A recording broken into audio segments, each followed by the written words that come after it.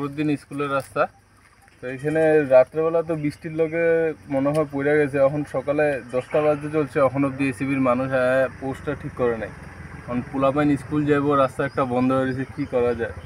তাকে কোনো গায়ে লাগে না, এগুলি হয় নাই। এটাই রাত্রেবেলা হওয়ার জন্য এটা কিছু হয় না। এখন যদি সকালে এগুলো হইতো তাহলে তো কোনো না কোনো কিছু হয়ে যেত। আর রাস্তার কাজটা করছে, এটা পোস্টগুলোতে অল্প ভালো মতন দেখা দিতে লাগলো, এগুলো পুরো সমান করে দিছে, এখন পোস্টগুলো তাই কমজোর হয়ে গেছে বেশি। এটাই আমার করার কথা। জায়গাটা পাম্প রোড, রাস্তা বন্ধ হয়ে গেছে, পোস্টটা পড়ে জেসিবিতে মাটিটা কাটছিল, মাটি কাটার জন্য এটা মানে পড়ে গেছে রাস্তার উপরে। স্কুলের স্টুডেন্ট যেতে পারতো, স্কুলের স্টুডেন্টও যেতে পারে না, গাড়িও যেতে পারে না, মানুষেরও বহুত সমস্যা হয়ে গেছে।